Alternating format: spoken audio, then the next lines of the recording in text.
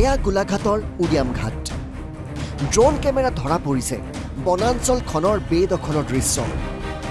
হাবিৰ মাজে মাজে থকা এই ঘৰবিলাক চাওক বনাঞ্চলৰ মাজত গঢ়ি উঠিছে পকী ঘৰ এয়া পূৰ্ববংগীয়ৰ দ্বাৰা উজনি দখলৰ আৰম্ভণি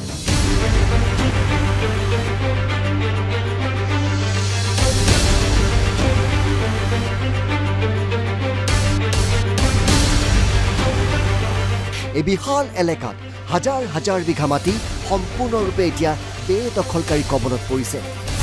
পিছে বেদখলকাৰী সুখনিদ্ৰা শেষ হ'ল উচ্ছেদৰ বাবে সাজু হৈছে ৰাজ্য চৰকাৰ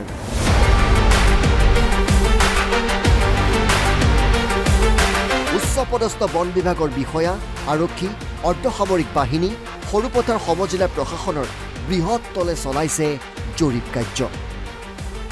আৰু যিটো মুখ্যমন্ত্ৰীৰ পদক্ষেপ খুব কৰণীয় খুব ভাল লাগিছে গোটেই ৰাইজে আশা কৰি আছিল যেন বহুত পলম হ'ব নেকি খুব সোনকালে কৰাৰ কাৰণে এতিয়া যিটো বৰ্তমান জৰীপ চলি আছে খুব তৎকালীনভাৱে চলাই আছে তেখেতক ধন্যবাদ আছে আৰু আমাৰ সকলো ঐক্যমঞ্চ গৰিয়ামৰীয়া দিশীয় পৰিষদ সকলোৱে এইটোত আমি সমৰ্থন আছোঁ অবৈধ বেদখলকাৰীয়ে যি আমাৰ উৰিয়ামঘাট অঞ্চলৰ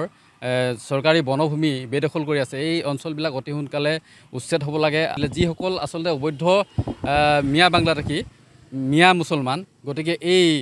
এইসকলৰ দ্বাৰা আচলতে এই ভৱিষ্যতে আমাৰ অঞ্চলটো আচলতে কেনেধৰণৰ প্ৰভাৱ পৰিব এই প্ৰতি লক্ষ্য ৰাখি খুব আচলতে শংকিত হৈছে ভাষাৰ ক্ষেত্ৰতে হওক বা সাংস্কৃতিক ক্ষেত্ৰতে হওক একদম খুব এটা কুপ্ৰভাৱ পৰিছে আৰু মানে আগ্ৰাসন চলিছে এই বেদখলকাৰীসকলে যিমান মাটি দখল কৰিছে সিমান মাটি কোনো অসমীয়াৰ হাতত নাই বুলি ক'লে হিমন্ত বিশ্ব শৰ্মাই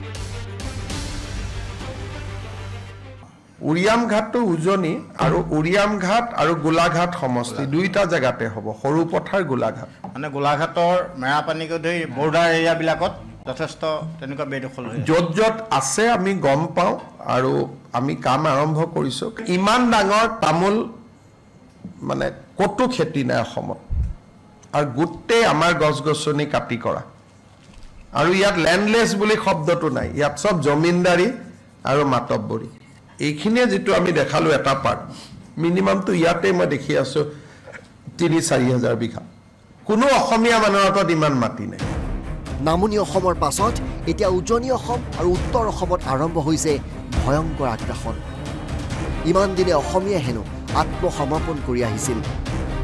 আগত অসমত এনেকুৱা এটা পৰিৱেশ আছিলে কোনেও আপোনালোকেও আজিলৈকে দেখুৱা নাই পলিটিচিয়ানেও কোৱা নাই ডিচিয়েও কোৱা নাই এতিয়া ক'ব লাগিব যে অসমৰ মানুহে সাৰেন্ডাৰ কৰি বহি আছিলে বহুত মানুহে যি কৰে কৰক বুলি একোজন বেদখলকাৰী কবলত 500 বিঘা পৰ্যন্ত মাটি আছে দুদিন পিছত তেওঁলোকে ক'ব যে আমি ভূমিহীনক উচ্ছেদ কৰিছোঁ এটো আপোনালোকে উৰিয়াম ঘাটৰ ফটো চাওক এই গোটেইবোৰ তামোল পানৰ বাৰী আপোনালোকে ইমান বিশাল খেতি কতো নেদেখিব মানুহতকৈ মাটি একোজনে উৰিয়াম ঘাটত মাটি দখল কৰি থৈছে 500 বিঘা 300 বিঘা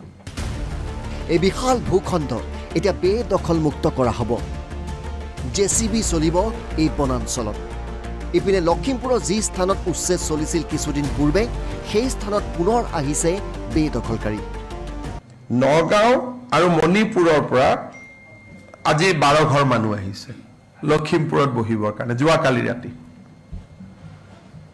তানে হয়তো আগতে মাটি থৈছিলে মাজৰ এভিকচনৰ কথাটো গম নাপালে তেওঁলোক আহি উপস্থিত হ'ল আজি এতিয়াকৈ ডিচিয়ে তেওঁলোকক পঠাই দিব তেওঁলোকে জাস্ট সোমাইছিলহে গতিকে বুজালে গুচি যাব তেওঁলোকক আৰু বহুত কিবা ভাঙিবলগীয়া টাঙিবলগীয়া কথা নাই কাৰণ একোটো বনোৱাই নাই জাস্ট আহি টেণ্ট এটা কৰি সোমাইছিলে ইপিনে গোৱালপাৰাৰ পাইকানত যি গুলি চলাবলগীয়া পৰিৱেশৰ সৃষ্টি হ'ল তাৰ বাবে ৰাহুল গান্ধী আৰু কংগ্ৰেছক জগৰীয়া কৰিছে মুখ্যমন্ত্ৰীগৰাকীয়ে ৰাহুল গান্ধী যদি সিদিনাখন নাহিলেতেন তেতিয়ালে ফায়াৰিংও নহলেতেন গুলিকাণ্ডও নহলেতেন আৰু মানুহখিনিও লাহে লাহে গ'লহেতেন আমিতো মানুহখিনি এভিকচনৰ পিছতো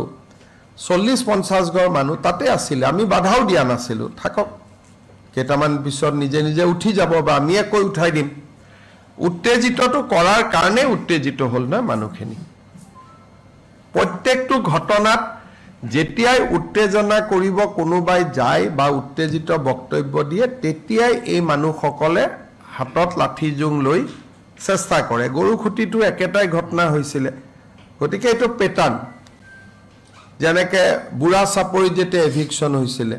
আমাৰ কংগ্ৰেছৰ বিধায়ক এজনে গৈ উত্তেজিত কৰিলে তেতিয়া পিছদিনাখন মানুহখিনিক লাঠি জোং লৈ খেদি আহিলে কাৰণ এওঁলোকে বহুত পেপাৰ টিভি পঢ়ি থকা মানুহ নহয় কোনোবাই গৈ উত্তেজিত কৰি দিয়ে উত্তেজিত হৈ যায় আৰু এটা তেওঁলোকৰ সাইকোলজি আছে তেওঁলোক য'ত থাকে জাগাখিনিত কংগ্ৰেছৰ পৰিৱেশ আছে নহয় কাৰণ তেওঁলোকে এইকাৰণে ভাবে অহাবাৰ চৰকাৰখন কংগ্ৰেছৰে হ'ব বুলি কাৰণ সেই জাগাবিলাকত এটা সাপৰত যদি আপুনি থিয় হয় কংগ্ৰেছে লাগে গোৱালপাৰাত থিয় হলে কংগ্ৰেছে লাগে যিখিনি জাগাত এভিকশ্যন হৈছে বা ঢিং লাহৰিঘাটত থিয় হলে কংগ্ৰেছে লাগে সৰু পথাৰৰ পৰা ৰাজকল্প হাজৰিকা আৰু গুৱাহাটীৰ পৰা ভিডিঅ' জাৰ্নেলিষ্ট ইদ্ৰিছৰ সৈতে হেপী বৰা NB নিউজ